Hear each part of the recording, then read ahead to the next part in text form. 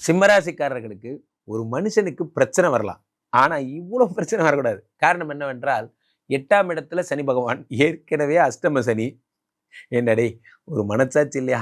சனி பகவான் தான் 8ல மறைஞ்சிருக்காரு. நீங்கலாம் சேர்ந்து என்ன காப்பாத்துவீங்கன்னு பார்த்தா, எல்லாருமா வந்து 8ஆம் இடத்திலேயே மறையறீங்களே! வாய்க்கால்ல பார்த்தீங்கன்னா, பிருந்தா கிராமங்கள்ல ஒரு பழக்கம் உண்டு. யாராவது ஒருத்தர் பாலத்திலருந்து குதிச்சுருவாங்க. அந்த வாய்க்கால்ல குதிச்சு விளையாடுவாங்க.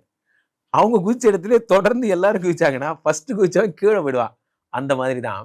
ஒரே இடத்திலேயே எத்தன பேரா வருவீங்க? 8ஆம் இடத்துல அஷ்டமஸ்தானம்னு பேரு.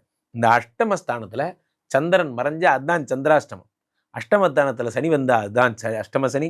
அஷ்டமஸ்தானத்துல குரு வந்தா அதான் அஷ்டம குரு. இப்போ 8ஆம் இடத்துல இத்தன பேர் வரும்பொழுது, ரொம்ப ஜாக்கிரதையா இருக்க வேண்டிய நேரம். உங்களுக்கு உங்கள வந்து நான் ரொம்ப வற்புறுத்தி கேட்டுக்கிறேன். இந்த 1 மாதமும், அதாவது வந்து இந்த மார்ச் தொடங்கி ஏப்ரல், மே வரைக்கும், இந்த 1 1/2 மாசம்னு வச்சுக்கோங்க. நீங்க கதவ பூட்டிக்கிட்டு வீட்டுக்குள்ள இருக்கிறது ரொம்ப நல்லது. காரணம் என்ன அப்படின்னா, பிரச்சனைகள் எந்த சொரூபத்திலும் வரும். 3 10 கூடியவன் 8ல் மறைகிறான். உச்சம் பெற்று மறைகிறான். 3 10 கூடியவன் 8ஆம் இடத்தில் மறைகிறான். ஜாப்ல ஐடி ஜாப்ல இருக்கவங்களுக்கு ரெசெஷன் வரும். கூப்பிட்டு இப்பல்லாம் சீனியர்ஸ என்கவுண்டர் பண்றது தான் ஸ்டைலு. முன்னெல்லாம் ஜூனியர ஃபர்ஸ்ட் வேலைய விட்டு அனுப்புவாய்ங்க. இப்ப சீனியர் தான் ஃபர்ஸ்ட் வேலைய விட்டு அனுப்புறாங்க.